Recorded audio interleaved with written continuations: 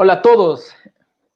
Buenas tardes, buenas tardes. Estamos en nuestro capítulo número 11 de MitoTech, su capítulo acerca de tecnología y personas desde el corazón. En esta ocasión tenemos un invitadazo muy especial desde el otro lado del continente. Como ven, estamos de gala. En esta ocasión, Robert Baas nos va a compartir un poco de la visión de tecnología en Londres. Esta es nuestra primera entrevista en inglés y va a ser un parteaguas en este programa. Y no se preocupen, lo vamos a poner los subtítulos pues, en el proceso de edición. Robert, how are you? Yeah, good. Thank you very much. Thanks for having me. Robert, where are you located? At London?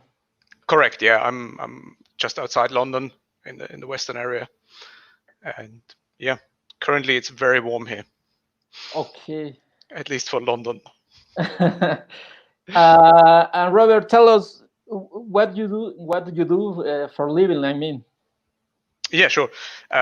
So basically, at the moment, I'm a full stack developer and Scrum master for a company of about 150 people that are mainly specializing in software for veterinary doctors.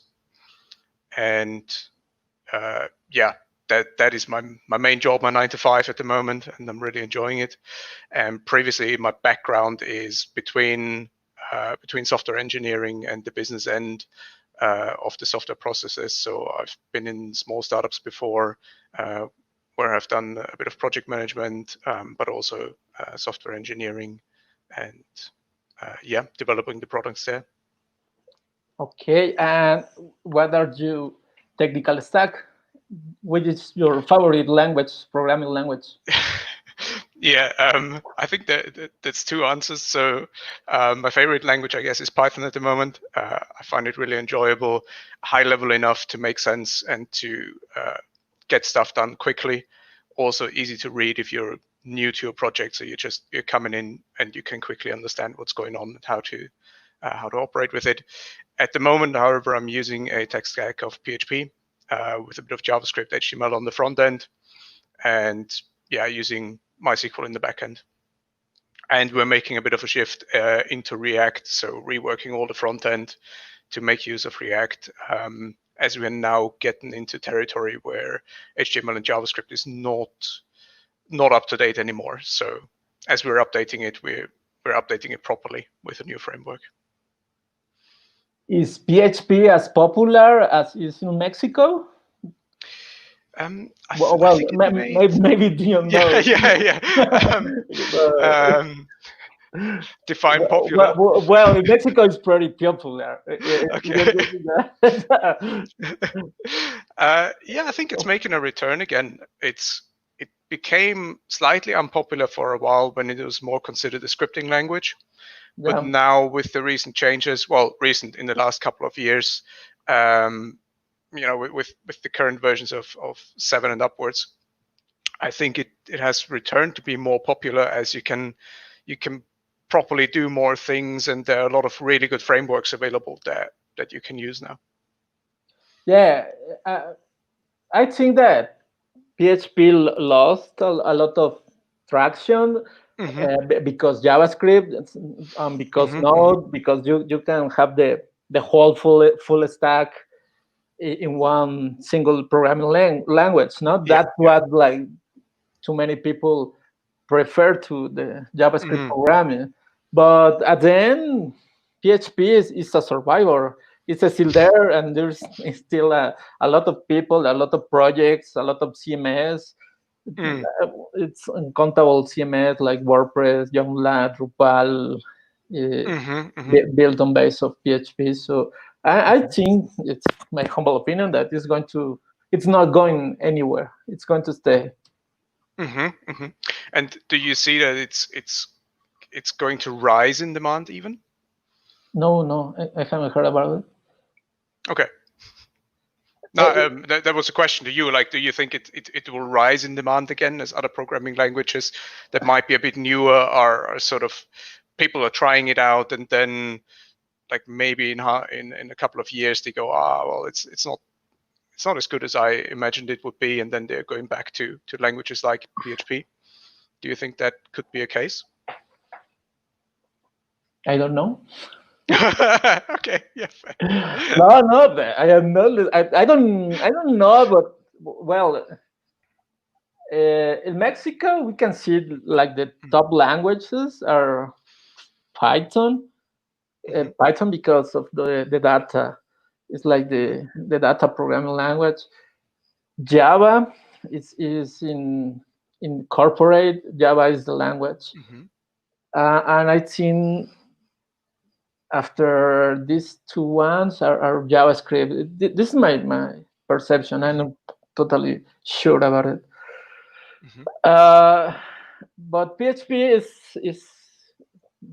is quiet, but it's there. Yeah. I don't know if well, there are a lot of languages. Every day you can hear about a new language. And in Mexico, we are having a lot of traction because of Rust. Rust is gaining a lot of popularity. So I don't know. It's hard to tell if PHP is going to increase the base number of programmers. But I follow the PHP. We have a huge community about PHP developers in Mexico. So maybe I can ask to the leader if the community is growing. But we have one PHP community and like 8 or 10 JavaScript communities, and so well, yeah. Putting it in proportion, yeah. Yeah, and in London, do you usually attend to meetups or reunions, conferences? Occasionally, probably not as much as I should. Yeah. but do people like to gather together and share a coffee or a beer? Yeah, absolutely. Like beer is always good, and if you can sophisticated have sophisticated discussions or bullshit while drinking beer, that's fantastic. Everybody's up for that. So yeah, there are quite a few conferences, and I think the general scene is quite good. Well, not in recent months for obvious reasons. But yeah, no, it's quite good. Like meetups are really big. So there's something out there for literally everyone who's interested. Niche things, mainstream things. It's really good to see the scene grow there.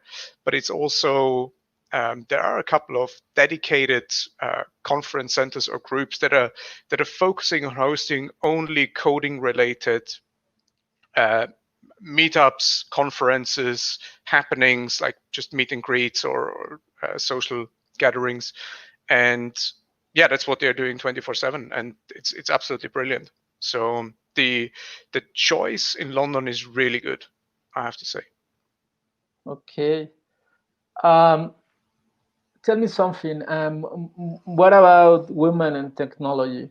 Do you have this situation as in Mexico? There are pretty few women in tech because we are trying harder to have more women, but it's not that easy. And you know, there are a lot of histories about problems with.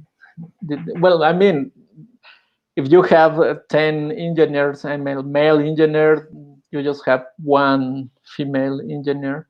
So that's a problem, inclusion problem. This is happening in Mexico. I don't know. Tell me about it. No, I absolutely agree. And like how you describe it, I think the situation is quite similar, which is a shame.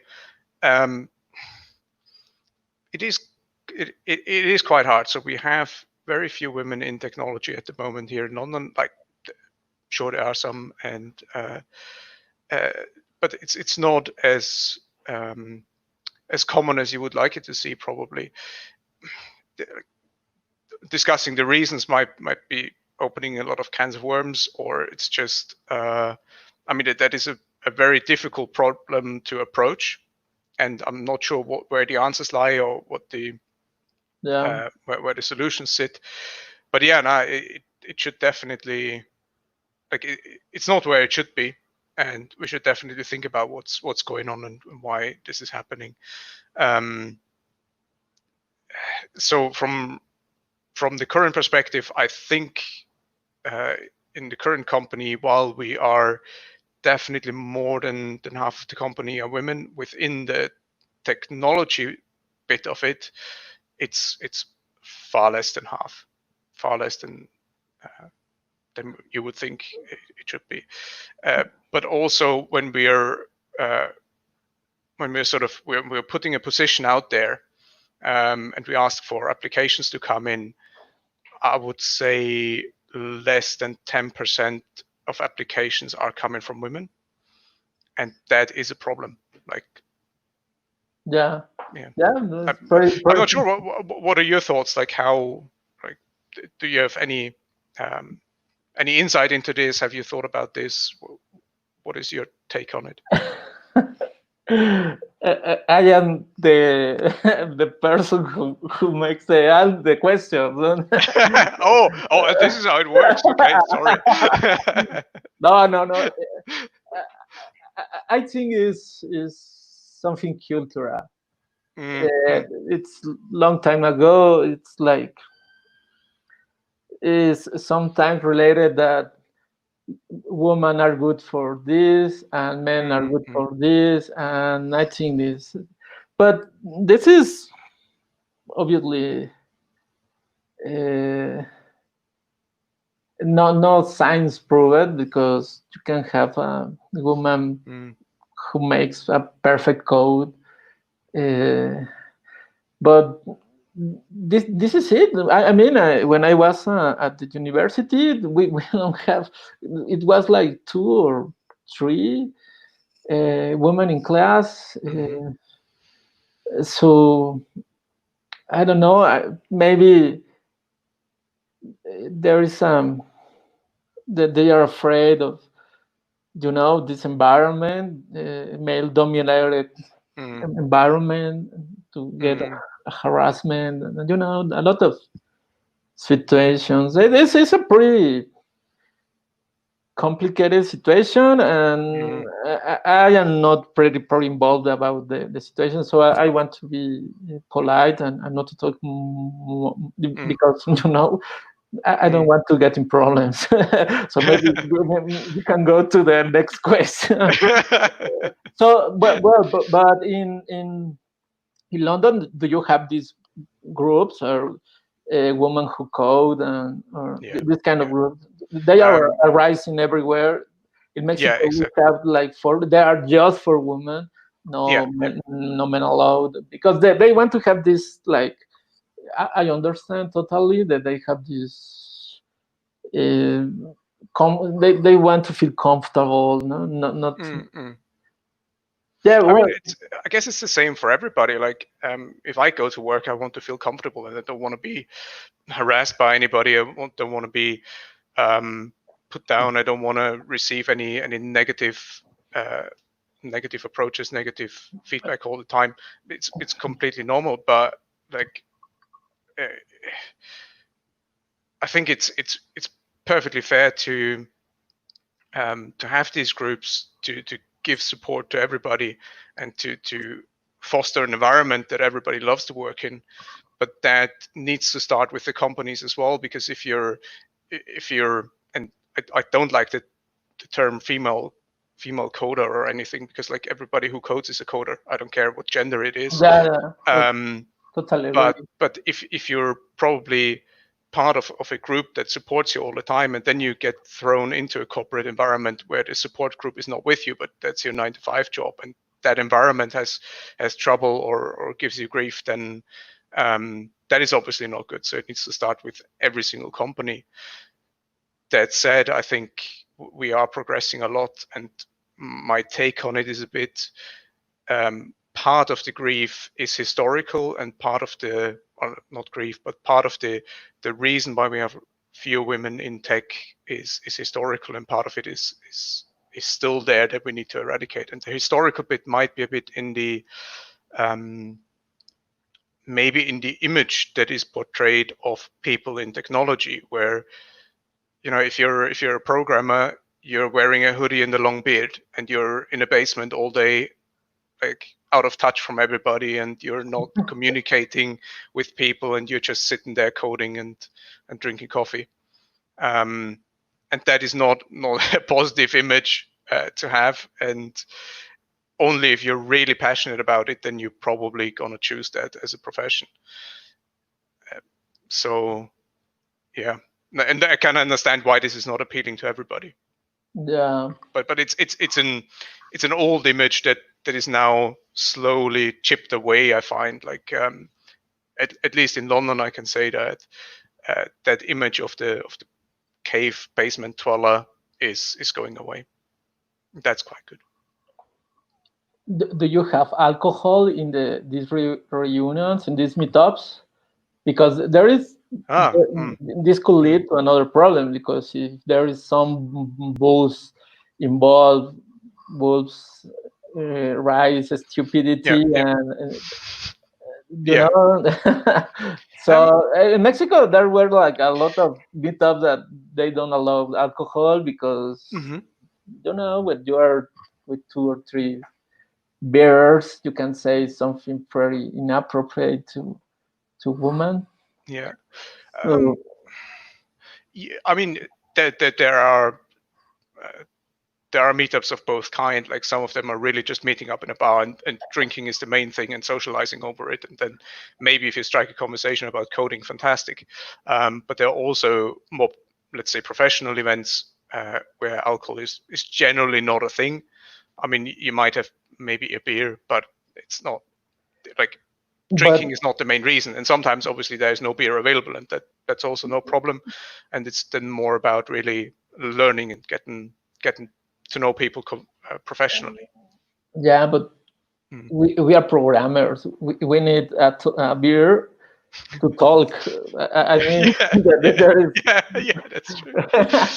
If you're an introvert, that might be definitely helpful. Let's see. Yeah. But you're striking an interesting, you make an interesting point there. Whereas in social environments, obviously, men and women are different, and we are still figuring out how it all works in any workplace. Like, you know, there are workplace romances going on all over, and part of let's put it as desire, probably, between male and female or same gender partners are one-sided, and that's where it becomes a problem. And we are only figuring this out, how we are dealing with this. How can we get to grips with our professional selves and with our social selves, where it's tough, and we need to figure out an environment that everybody is happy with, and nobody is afraid to go to work or feels harassed while at work. And I think then everything else should come naturally, even though this might be too slow for a lot of people.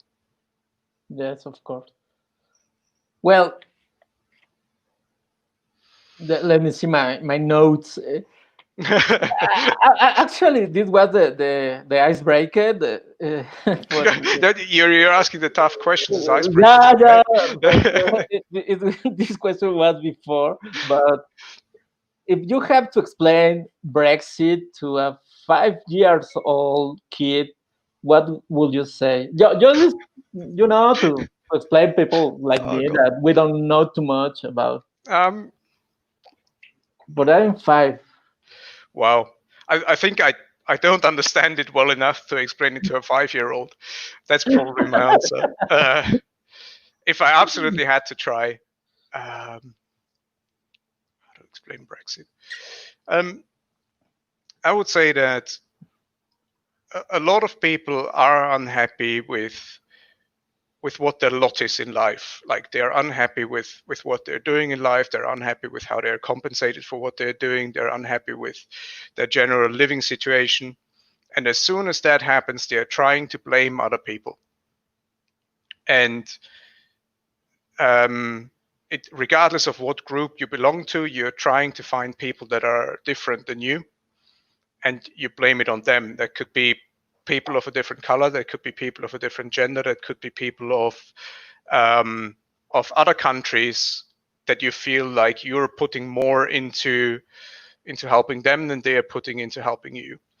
And if enough people feel like they're unhappy enough with their lives to do something about it, then something like Brexit happens, where they believe changing things and breaking away from the people they think that are causing trouble, that will help them grow in their personal lives. But this was different opinion between millennials and baby boomers. This was like when you see a huge gap of opinion. Yeah.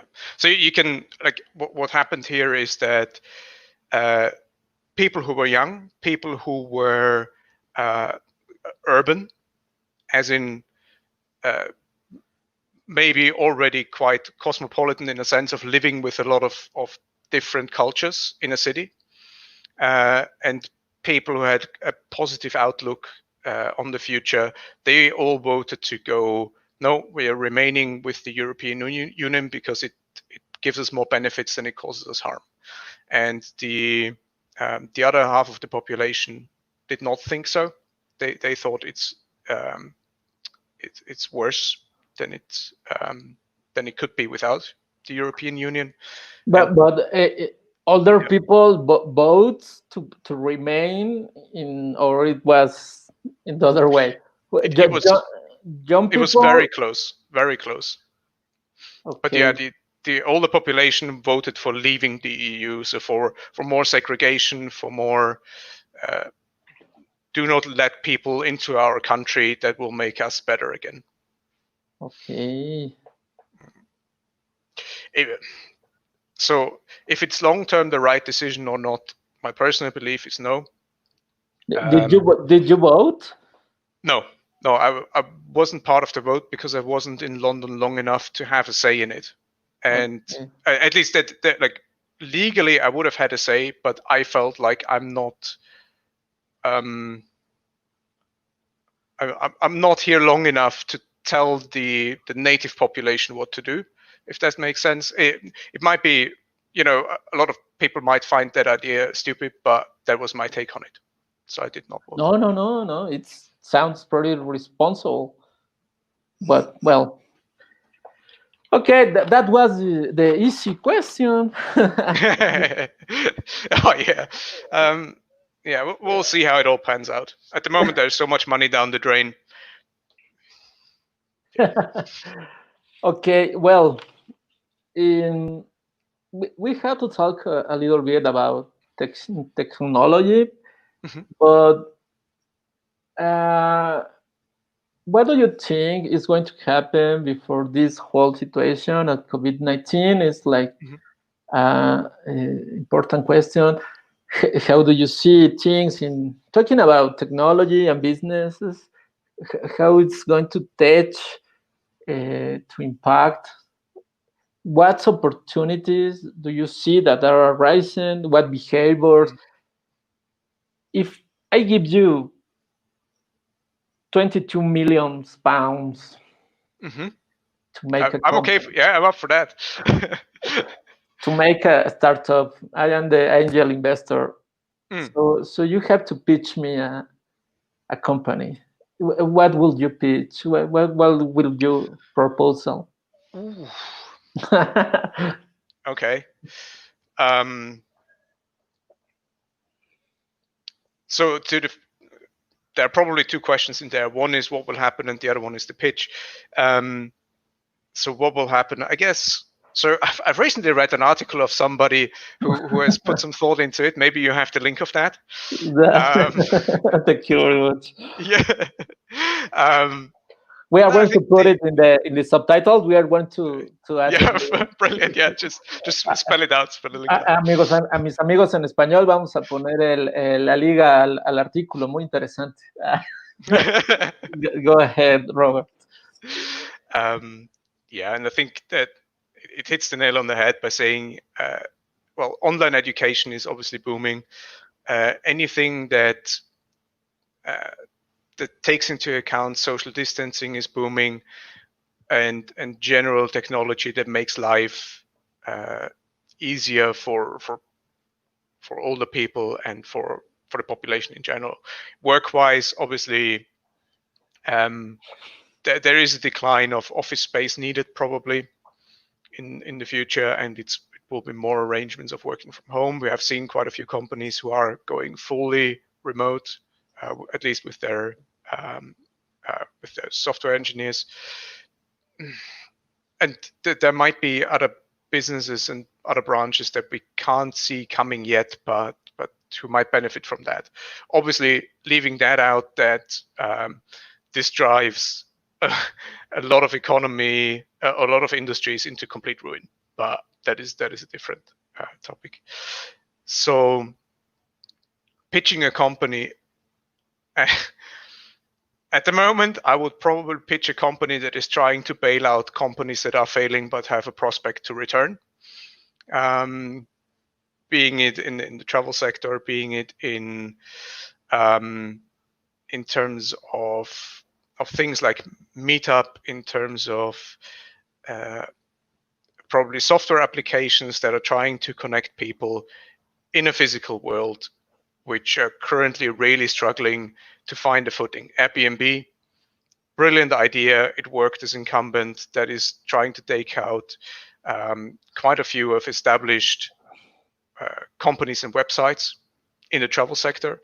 But now all of the travel sector is struggling, and Airbnb, being a fresh company, I'm not sure about their finances, but with a lot of those young companies, the idea is make a loss the first couple of years, just burn through the cash that you're getting from investors, and try to get as many customers as you need, and then slowly try to make a profit from the existing customers as soon as the base is big enough.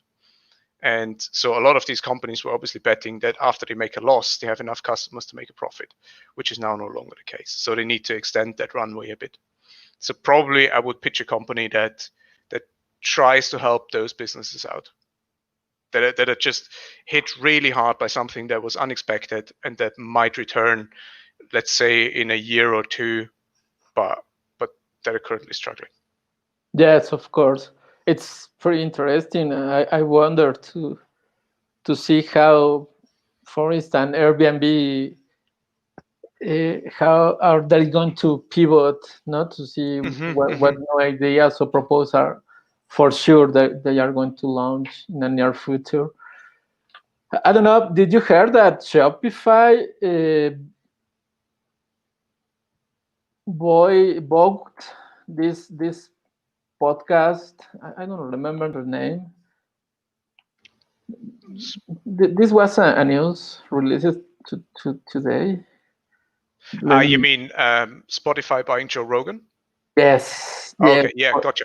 But for a stupid amount of money, what do you think about it? I think it's related to Airbnb. It's like they are pivoting because obviously music they have to pay a lot of regalies. I don't know if regalies is a word in English. Yeah. I think it's royalties. Royalty. Yeah. Okay. Yeah, gotcha. It's I haven't thought too much about it. I mean, I can give you my 2 cents on the 10 minutes or so that I read the news article, and then I went, yeah, fine. I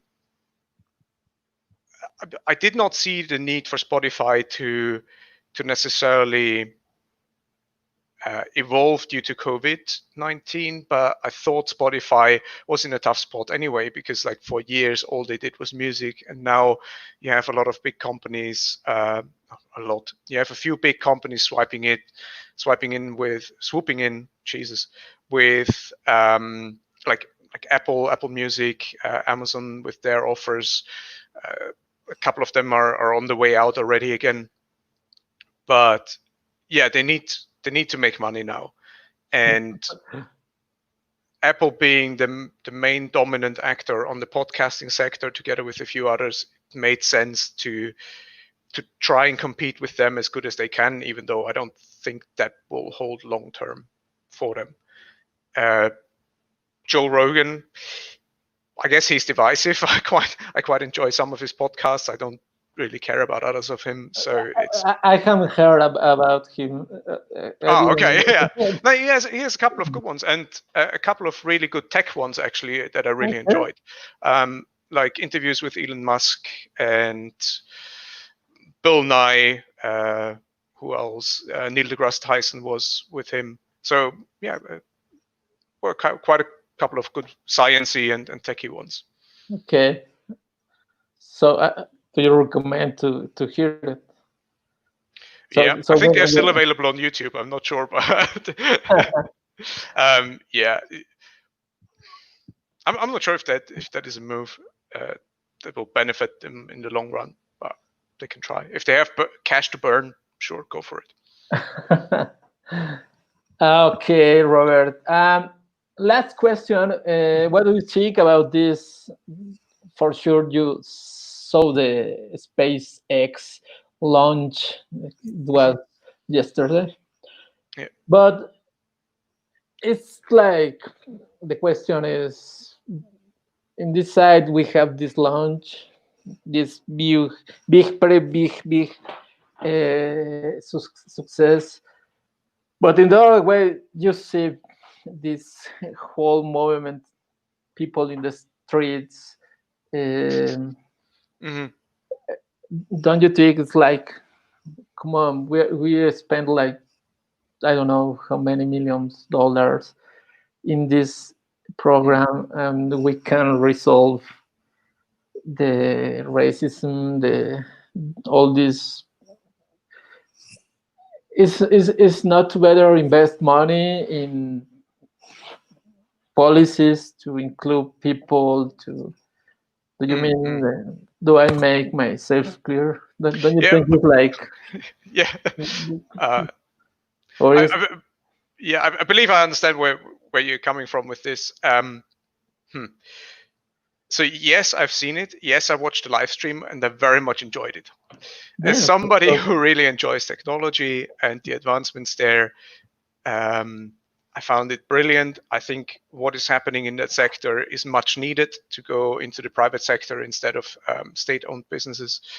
And I think it will be a giant leap forward for all of humanity if we are throwing money at this. The current situation of America, that is a huge political problem, and I'm not sure where to start on this one. Given the riots lately, and obviously the events that led to them, I don't think this is something that you can throw a couple $100 million at and then it suddenly goes away. I think these are much deeper rooted issues that need to be addressed, and that will take a long time. And I'm not sure if we will be able to see full results in our lifetime. And I'm not sure what the right solutions are there. That said, I don't think the money would be well invested that was spent on the space program in those areas. I think the people making the budgets, they're thinking about the bigger picture, and there's so many different moving parts that you need to consider for a full budget. It's difficult to say like you're wrong and you're right. If you have the money, will you buy a ticket to Mars or the station? Yeah, I don't think I will have that problem. I have to think about this. But even if I have the money, I wouldn't buy it. I mean, I don't want to go to Mars. I would actually love to. Yes, I would love to see it. Yeah. If it's habitable, I would go probably. But it's pretty risky, don't you think? Well, no, we don't know, but yeah. Assuming it's relatively safe. So if you have 50-50 chance, I would probably not be on board. But if the chances are a bit better, then yeah, I would do it. I think it would be very interesting. It would be very interesting. Now, yeah, what I found very problematic about the whole broadcast and about the whole issue that SpaceX brought up is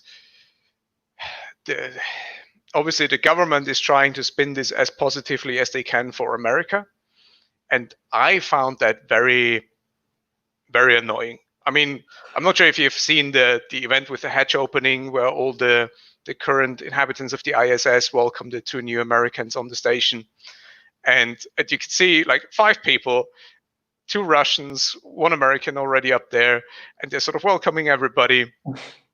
And all they do is for 15 minutes, America is so great. America is the best country in the world. It's so great that America is finally flying spacecrafts again into the ISS. And SpaceX, this American company made on American soil, it's so great in America. And going on for ages and ages. And the 2 Russians are just sitting there and going, yeah, very nice. Yeah, good for you guys. I think this is an event that is good for humanity and not for certain countries. Well, I mean, obviously it's great for America, but it's great for everybody. I got it. So, what would you say to our audience if you can give us a recommendation about technology? Coming back to the technology, what technologies do you see are profitable? What do you like? What do you think? What is arising? Where do you see an opportunity? I mean, it's pretty ambiguous and it's an open question. But if you, for instance, if you have a kid or someone who is starting his career or studies, what would you recommend? Or to put it simply, what do you say? What errors to avoid or mistakes to avoid that you committed?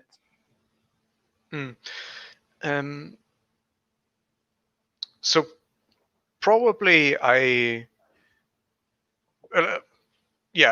let's get into 2 questions separately here. One is mistakes to avoid, and I would say they're just if you're curious about technology, try it out. Probably I waited a bit too long to get really into it. Like at first I started out in programming, and then I got away from it a bit and sort of dabbled here and there, and then it took me ages to come back into it. So if you want to try it out, try it out. It's brilliant, and you will soon see if you like it or not, and then you can decide. And making that segue into the other question is like what advice to give, or maybe what to do, what opportunities are out there. I think technology will always bring opportunities, and it's more about try things out and see what excites you. And the things that excite you, there will be opportunities within that sector, within that technology, within whatever it is, and just follow that, and try different things until you find something that excites you. And then just stick with it, roll with it. I think there are opportunities everywhere, and you just need to seize them. But what if I say I am going to learn COBOL? Actually, COBOL is very much in demand in order to get rid of a couple of old systems that nobody wants to touch anymore. So it could be a very lucrative choice. Very interesting. Because there is not there is not that amount of dinosaurs coding right now. So I mean, if you learn COBOL now, you might be working 5 years in the future with nuclear reactors. You might be working with some really old HR systems. It could be actually quite brilliant. In terms of technology, I'm a bit torn. I think you can. Sorry. The banking system is heavily based on COBOL. Yeah. Well, in Mexico, I don't know in other countries. Yeah, you could become very rich, and it could be very empowering. Yeah, I'm not sure if I would recommend a certain technology, like saying, oh yeah, absolutely use React, use Angular, use Vue, whatever. If it excites you, if you think you can do good things with it, yeah, sure, use it, but I wouldn't recommend any particular technology over another. That being in the programming sector or in any other bit of technology. If you're into microcontrollers, if you're into, I don't know, anything, that's up to you. Just try it. Talking a little bit in a higher level, is London make a good research about new technologies? I mean, artificial intelligence, machine learning, deep learning. Do you think that London is making leading the path? Or what technology, or do you think is London? I don't think I don't think it necessarily leads in anything particularly. I mean,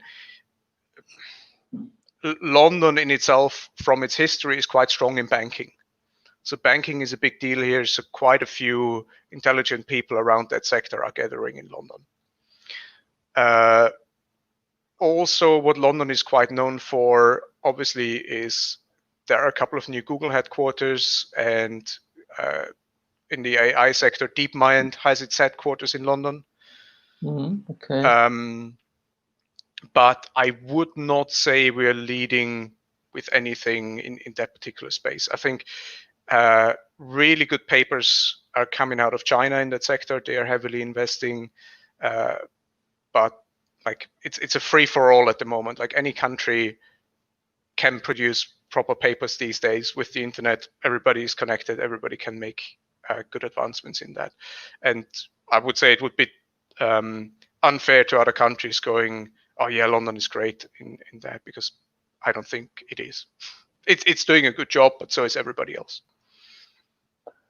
Robert, what's your opinion about the startup ecosystems? For instance, in Mexico, we have a lot of venture capitals, funds and angel investors. But really, the quantity of companies that made it, that survives, I can count with my fingers. There is like 2 or 3 unicorns, but it's kind of pretty difficult. I mean, in Mexico, if you accomplish that, you are like 1 in a million. I mean, to get your company from 0 to have 10 million on invoices, it's really, because we have different situations. To conclude, there is not so easy to have this, to lower the gap, to have this, this dream of this young kid working in his home, and to make a good piece of software, and to see and someone discovered him. It is a really good piece of software and injects him $20 million, something like that. It's really happening in Mexico. It's pretty hard. So we have just, like I can say, like very few companies that made in this situation. So the startup ecosystem is like very, and sometimes they're like some suspicious about companies that they really don't want to. They just want to. They work to raise the money, not to get even point, no, to get profits. That was not intention. Intention is to get round I, and next to do something, some makeup to the reports, to get and they are not really looking for to get a sustainable company, to get revenue. Well, at the beginning, to reach the point, the even point. So this is Mexico. I don't know in how do you see the startup ecosystem in London? Oh. I think I can't really compare it with Mexico because I don't know the figures of Mexico versus London or anything. How hard is it to get money? I think if you have a good idea, it is still a lot of work to find investors. But as with any company, and you described that a bit, like maybe 1 in 10 startups survives, and you need a lot of hard work. You need a lot of good ideas, and it's not only one idea about a product. Like you need to be really smart about a lot of business decisions in succession in order to make it. Not like it is very rare that only one good decision leads to a good company. And how to get money is obviously one of those decisions or skills to make. I'm not sure if let's say angel investment is a fantastic thing. I mean, obviously you have money at hand, but why angels invest is because they want to have a bigger return. So as soon as an investment is made, they will push you to get the numbers. Yeah, of course. I think the companies you hear of that have made it are a very, very small percentage. And you have rightly pointed out, most of the companies who are trying will fail. But that doesn't mean you should never try it. It just does mean, like, if you try, just accept that there is luck involved. And if you're trying, try as hard as you can. Try as hard as you're able to, and maybe you'll make it. And if not, you'll probably have a good time while doing it, and you learn something in the process. Yeah, but the problem is that sometimes we see like people who make a really good PowerPoint and they sell the PowerPoint. I mean, this is like, well, for me, that's my complaint because you know the technical implementation it's important and to get subscribers and to have something. You don't even know if you have a product fit in the market. So for me, well, I have attended to some hackathons and this kind of events. So for me, it's like the real proof is when someone is willing to pay for your service or product. No, this is the final the final test. No, but at the beginning it doesn't happen a lot. So that's my criticism. Like we are selling an idea, and you can give me an amount of money, but if I receive a generous amount of money, maybe I don't want to, well, I mean, that's it. Thank you very much. Okay, we didn't make it because sorry. Yeah. And yeah, it happened a lot, and I think this happened, and we can see a lot of I mean, I can generalize now that there is a lot of very well intended people, but we can see more people who just want to raise the money, and they don't want to make a company, profitable company. And I can say a lot, but maybe. Yeah, that's true. I mean, that is an ethical problem that each and every person needs to have their own solution to, I guess. If they're okay with doing something like that or not. Maybe the perspective, as you're saying, even shifts during the process. Like initially you're very excited about a new idea that you want to try out, and then as soon as you have 20 million in the bank, you suddenly go, well, actually, you know what, the Philippines look really nice. Yeah. It's like, everybody needs to answer that on their own.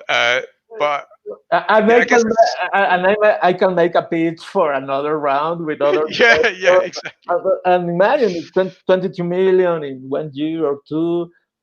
This I don't have to work a whole year. I can be at Bahamas. Yeah, yeah, exactly. O sea, yeah, I kind of play two, three, four, five, 6 times, and this is like the modus vivendus, no? I mean, you can do it. Well, yeah, I know it's an ethical problem, Yeah. but Yeah.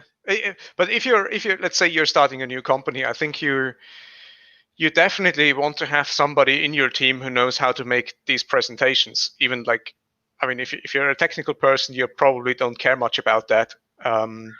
The chances are, but you definitely will need that if you need money. of So, course. mm, So yeah, yeah, it's a tough one.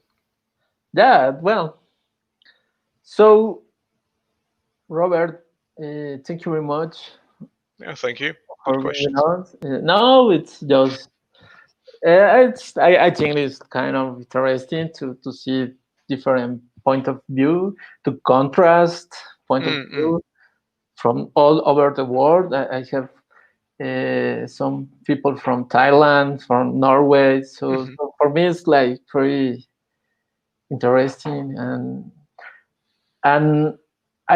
pretty enjoy pretty much to see how things are doing in other places. Yeah, I think it's a brilliant So, idea to sort of go around the world and see what's happening. It's a good idea. well, yeah, my intention is not to become an influencer or no, it's more like to have a program about technology, Mm. but in a in not a very not too technical because Mm-hmm. there are a lot of programs like that. No, we can talk about. Tell me about hooks in React, Mm. and you are well.